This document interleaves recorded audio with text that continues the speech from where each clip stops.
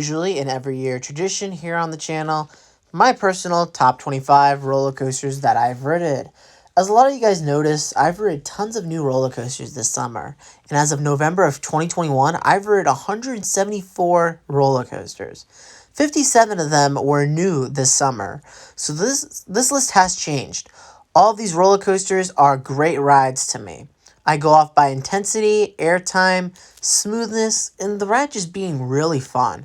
There are 11 new roller coasters on this list, so let's start the countdown. Just barely making the top 25 is Rorosaurus. This is a Gravity Group family wooden coaster up in the mountains of New Hampshire, and this is such a fun ride. The airtime is solid. Back row, I think, is the best. Do not let the size fool you. It's small, but it packs a punch. I think back is where it's at, and I think this is a great first ride for the kids. 24 is Twisted Cyclone. This is the RMC hybrid located at Six Flags Over Georgia. This may be the weakest RMC that I've ridden, but it's fun. That step-up underflip is really unique. There's a wave turn on this ride. That's by far my favorite part on the ride. It is a really short ride. Taking number 23 was an awesome wooden roller coaster on the trip, White Lightning. GCI absolutely did something right to this ride because you're just flying throughout the ride. It's element after element in a fast pace. It's an intense wooden coaster. This is a ride you need to ride if you are ever in the Orlando area. Taking 22 is Cheetah Hunt. This is more geared towards families, but this is a solid ride. It has some great elements, great launch. I wish the ride had the softer over-the-shoulder restraints because it does have a rattle, but it's overall a fun ride. Taking number 21 is Afterburn. This is the B&M invert at Carowinds. It has some great theming. It's intense. This ride is element after element. And taking number 20 is Fahrenheit, located at Hershey Park. I still love this ride. It doesn't feel short either. You head up this vertical lift. It's a beyond vertical drop at 97 degrees. You go through several inversions. It's mostly a spaghetti bowl coaster. Next up at number 19 is Top Thrill Dragster at Cedar Point. This ride is tall and fast. This is the second tallest coaster in the world and the third fastest coaster in the world. It is a smooth ride and it does have lap bars. It has a very strong launch. Taking number 18 is Phobia Fair Coaster at Lake Compounds. There was some debatable thoughts whether I should put Dragster or Phobia ahead. Dragster had that incident over the summer, and Phobia just keeps getting stronger. After riding both Tigris and Tempesto, Phobia felt stronger than ever. The 3 launches are always fun. It's on a very smooth track, and this is a ride I'll never get tired with. Taking in 17 is The Beast. This is a very long ride out into the woods. It has a few chain lift hills. There's one part on the ride where you just keep circling and circling around in the dark, similar to Loch Ness Monster. You also hit this rough bank in the tunnel. Even though it may be rough, that's by far the best element on the ride. And taking 16 is Montu. This is my favorite B&M invert. It's very intense and compact. Smooth ride. It's element after element. This is a fun ride. Starting out the top 15 is Intimidator at Carowinds. This is a B&M Hyper, and this ride is fun just like any B&M Hyper. Good airtime. It's a long out and back B&M Hyper.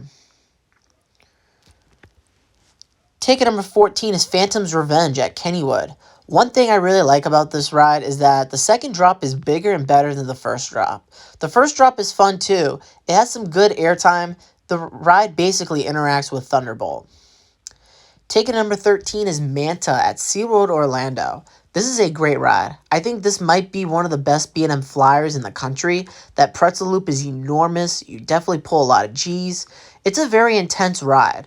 It throws every element at you. I really love this ride. Taking 12 is another coaster at SeaWorld, Mako. This is my favorite in the park. One time we rode this 11 times in the rain, which made the experience 10 times better. It produces solid airtime and it has a great layout. And taking number 11 is my favorite B&M Hyper, Diamondback at Kings Island. I do like this over Mako and Intimidator. I think it has a stronger layout. It produces better going out into the woods and coming back. And I really like this splashdown, and I do think it has stronger airtime. Starting in the top 10 is Mystic Timbers. This is my favorite GCI that I've ridden. It has a great theme. This is another ride. You're just flying through the layout. And I really like the shed part. Coming at number 9 is Incredible Hulk at Universal Anza Adventure. The thrill of this ride is insane. We actually did get a rain ride, which made the experience 10 times better. It was sunny when we were in the queue, and then when we were launching up, we felt raindrops, and halfway through, it poured. We were wet coming into the station. Typical Florida weather, and that is something I'll probably never forget.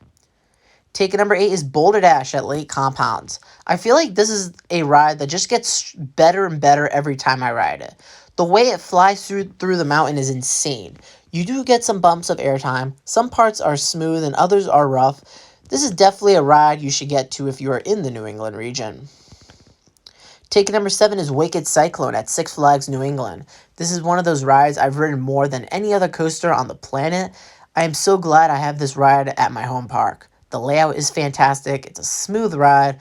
Don't get me wrong, after that third inversion, it does lose pacing. But overall, it's a fantastic ride. Taken 6 is El Toro at Six Flags Great Adventure. This is my favorite wooden coaster that I've ridden. It's a very intense wooden coaster, great airtime. It has great and intense transitions towards the end of the ride. And now we've hit the top 5, and these are the 5 roller coasters you need to hit up one day. Taking my number 5 is Maverick. This is not a ride for families. This is by far the most intense roller coaster that I've ridden. I think it's underrated. This ride has those rapid fire transitions. The tunnel part is by far the best with the sound effects, and you just launch at top speed. Now, number 4, it was a tough decision to put this or Maverick, but I just had to put Velocicoaster at number 4. What a great ride. I think if this ride didn't have the theme, Maverick would be at number 4, but Velocicoaster theme and layout is just a work of art. I think this might be the best themed roller coaster I've ridden. The queue is spot on themed, not to mention the layout. It has great inversions, a great launch, and I think it has comfortable restraints. Now we are at my top 3. Ticket number 3 is Superman the Ride, located at my home park, Six Flags New England.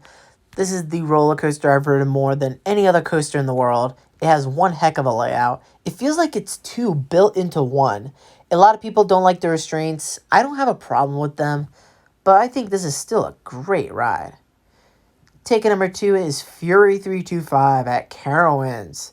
This ride is a monster. You can see the ride everywhere outside the park, including on I-77. It has a great layout. I love how it passes over the entrance. This was definitely a tough call for number 1, but I have to give number 1 to Steel Vengeance at Cedar Point. Now that I've ridden both the king coasters in the country, Steel Vengeance and Fury 325, I like Steel Vengeance. I think it's more of an intense ride. It delivers more rapid fire elements than Fury 325, and that's usually on every RMC. And I do think Fury 325 has the better layout than Steel Vengeance, but I think Steel Vengeance is more intense.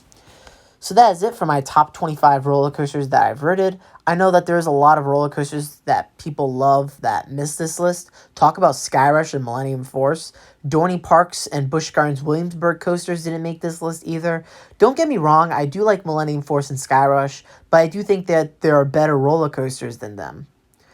So that is it for my top 25. Let me know in the comments if you agree or disagree, and you can form your own top 25 coasters you've ridden in the comments. Follow me on social media, links are in the description. Subscribe for more Coastamonium videos, and I'll catch you guys later.